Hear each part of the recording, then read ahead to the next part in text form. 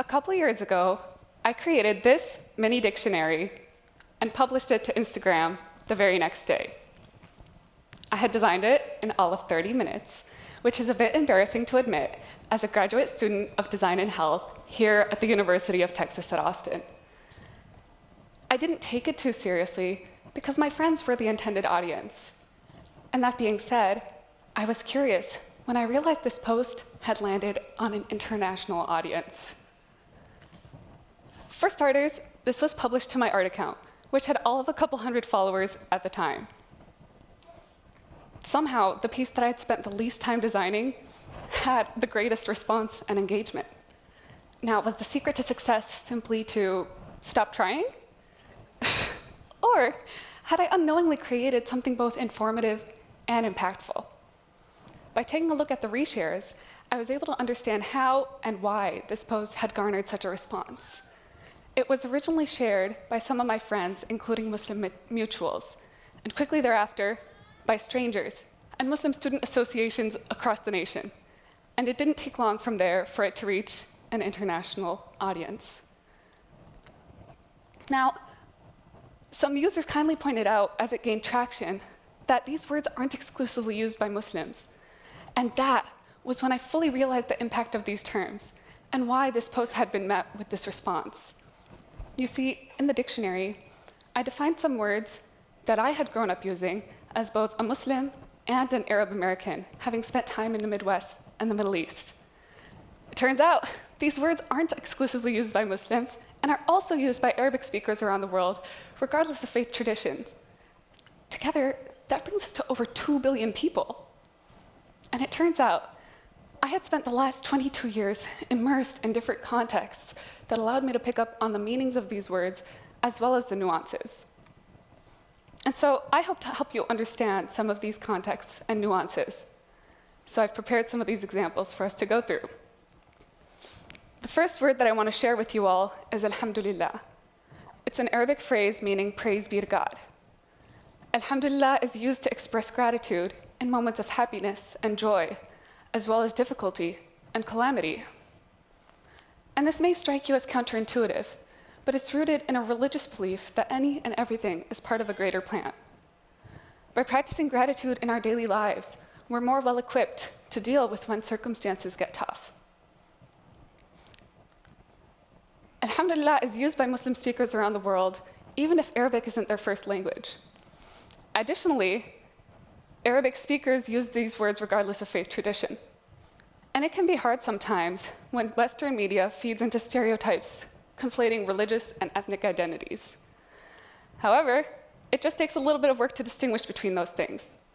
It would be entirely typical, for instance, to hear a Christian Arab saying, Alhamdulillah. Additionally, Muslims comprise one of the most religious diverse groups around the world, making that assumption all the more faulty. It's also part of the reason why you may recognize a variety of the spelling of the words that I'll be sharing with you today. For instance, the phrase Alhamdulillah can be spelled as Hamdulillah, as with the song by Saint Levant. Or it could be spelled any of these other ways, which are examples sourced from my friends around the world. So I have a couple examples I'd like us to walk through. I'll take us through the first part of the sentence, and then I'll point outwards, and I'm hoping you'll engage with me. So, for instance, if I were to ask you, how are you all doing today, it would be appropriate to respond, okay, that was good, I can't lie, but I did hear that things tend to be bigger and better in Texas. Plus, I've heard y'all at the football games, so we're gonna give it another go, folks. Okay, UT, give me your best. Also, the louder you speak, the lower the chances that your neighbors hear you, so you really have to give me your all. If I were to ask you, how are you doing today, you could respond, now that's what I'm talking about. I have another example lined up for you all today. So if, let's say, you woke up this morning, you had a really great cup of coffee, and you're commenting to someone, that coffee was really good, it would also be suitable to add, well done, well done. I'll also teach you a bonus one that can be particularly helpful, let's say, as exam season is upon us. Let's say someone nosy asks you, how did you do on your exam? You can evasively respond, Well done. A gold star for you all. Now, alhamdulillah is one of my favorite words to use, and it's common in my day-to-day life. It really allows us to practice gratitude in a way that is incredibly convenient. And the first instance in which I consciously recall employing alhamdulillah was middle school math class. See, we had an exam coming up, and I really wanted to round up my grade, so I studied, did the practice questions, and I figured calling on divine powers would be the next best step. So I wrote my name on the right side of the page, and alhamdulillah at the very top. That being said, I was concerned when my parents came home from parent-teacher conferences and shared that the teacher had shown them my exam. Had my score somehow gone down instead of up? Was it really that bad? But I knew I'd done my best to prepare, alhamdulillah. They shared that the instructor had asked about the meaning of the word I had written, and they told her, as I have just with you all. They also relayed the request that I stop writing it. At the time, 7th grade, I was young, and in my naivete was quick to assume that this request was rooted entirely in fear.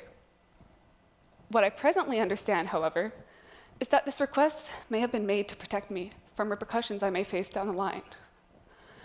Not every professor throughout the rest of my journey in academia would be so respectful or curious. And I knew enough at that part of my life that there was a fear response associated with Arabic. But more on that later. Right now, I really do want to focus on these wonderful words and the way that they can revolutionize your worldview. So with that energy, let's continue to the second phrase, MashaAllah, meaning this is what God has willed. MashaAllah is a great way to recognize or appreciate something, be it a trait or a quality or even a physical object.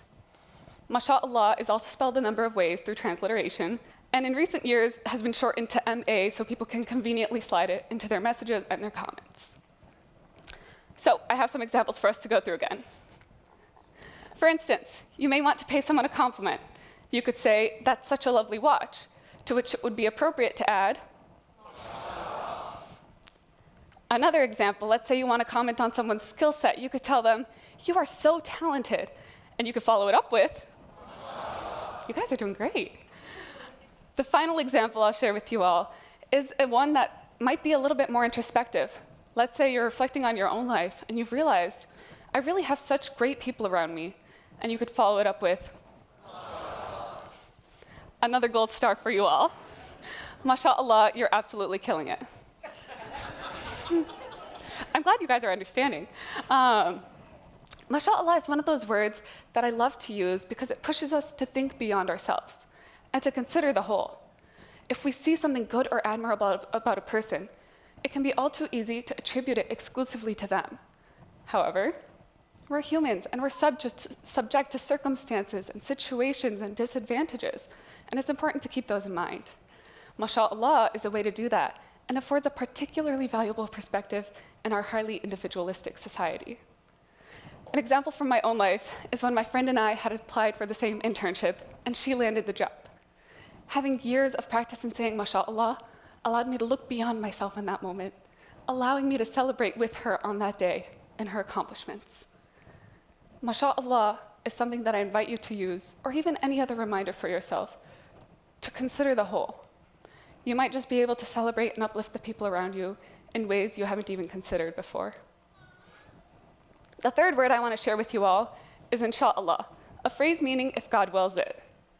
Insha'Allah is used when discussing future plans, be them in the short or the long term. Now, I'm sure there are some of you wondering by now, "Hey, Aya, this is great and all. I want to connect with 2 billion people, but how is this exactly feasible if I'm neither religious nor spiritual?" And for an answer, I'll point us to the Iberian Peninsula, where the word Ojalá has been used by Spaniards for centuries. Remember when I said that Allah is a word in Arabic for the phrase God? Well, Ojalá is a vestige of 700 years of Muslim rulership in the region. Originally an Arabic phrase, "O Allah," "O God," it has earned a spot in the vernacular in contemporary Spain and is also used in the subjunctive when communicating wishes or desires. Much like insha'Allah, it affords this vision for the future, and this phenomenon of transcending religious and linguistic boundaries is again demonstrated. Oh Allah, oh Allah. So I have some examples to go through. Let's say you're visiting Austin, Texas for the TEDx conference, and you'd like to invite someone out for tacos tomorrow. You could say, let's grab breakfast tacos tomorrow, and follow it up with, you could also perhaps be sharing your hopes and dreams with someone and say, I'm hoping to pursue a PhD, and add at the end of it, you can even use inshallah to talk about maybe more abstract things without an explicit timeline. For instance, you could wish someone well by saying, I hope you achieve great success, and follow it up with, amazing work. Here's a third gold star for you all. Inshallah is a phrase that I love to use because it reminds us of the uncertainty that remains constant in our lives. We are humans, and ultimately, there's uncertainty in everything we do. Try as we might, we have no guarantee that our plans will come to fruition. Additionally, it's worth noting that inshallah can be used when parents want to be more elusive instead of saying no outright to their kids. For instance, if a child were to ask, can we get ice cream tomorrow? An exhausted parent might respond, we'll see, inshallah. With that being said, we've seen these words increasingly in media and popular culture, from Nicki Minaj lyrics to the presidential debates to the Netflix show Mo. And there's a valuable opportunity here for us to define these words on our own terms. If we claim this narrative and we try to redefine the prejudices against these cultures, we can slowly but surely work to oppose the demonization of Arabic and Islam in our daily lives through incorporation and normalization of these words in the Arabic language. For nearly a decade, I had unfortunately given in to the exact thing intended by these disparaging narratives. I limited my use of these words and restricted them to my personal life. I came to fear the few responses that I had seen elicited by Arabic. 7th grade was also the year that I was randomly selected for further airport security screening, for what would be the first of many times. 12-year-old me was separated from my family in the jetway as we were boarding the plane. I stood, trembling, as my sparkly backpack and tiny hands were swabbed for traces of explosives. I knew in that moment I wasn't safe. I watched passersby board the plane with heightened awareness of my Arabic and Islamic name. News of the recently leaked no-fly and selectee lists simply confirm what we already know, that there is prejudice against Muslim and Middle Eastern names in our systems and in our lives and in our country and beyond. So, I stopped bringing Arabic with me to the table. Scratch that, actually, I didn't even pack it in my bag when I was leaving the house. In the name of self-preservation, I kept Arabic at home. But even that didn't feel like enough. In 2015,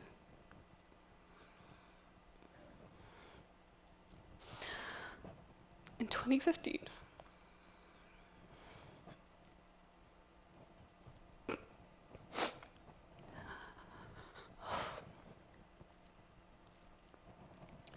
in 2015, 3 young Muslims and Arab Americans were murdered in their own home in Chapel Hill. 2 of them, newlyweds, were students in dental school. And the third, a student in the School of Design, like me. What options do you have when you don't feel like there are spaces in which you can safely, fully exist? During my formative years, I limited my use of these terms, which helped me express emotions and really define who I am.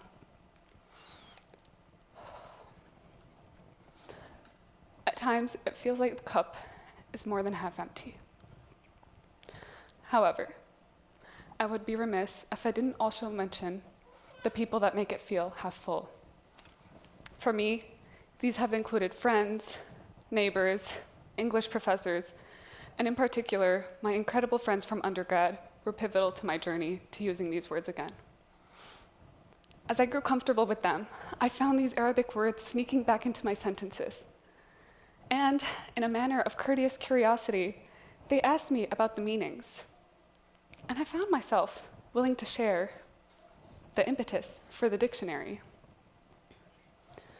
Alhamdulillah, I've come a really long way, from a 12-year-old recognizing the fear response to her identity and tucking it away, to a 22-year-old sharing these words in front of many, many people on a stage. It took about a decade for me to start using these words again, beyond my personal life. And to do so was, and remains, an act of vulnerability. Now, you have these words in your back pocket should you use to employ them in your conversations with Muslims or Arabic speakers in your own life. If you don't have any, you're missing out. Perhaps they should serve you well if you travel to a Muslim majority country, or a place that is influenced by the Arabic language.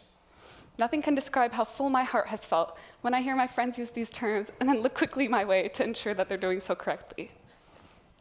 And if you're worried about appropriation, what I'll emphasize here is the importance of sincere intentions if you choose to use them. Perhaps you have no intentions of using these words. And should that be the case, I invite you to reflect on any beliefs or internalized biases that may be at the root of your hesitation. Regardless if you use these words or not, what I do hope you carry with you moving forward is a sense of courteous curiosity. By trying to learn about people in a way that is not alienating, we can promote further understanding, inclusivity, and psychological safety. Tolerating differences is the bare minimum, and respecting them is the very least that we've come to expect. But imagine for a moment, just imagine.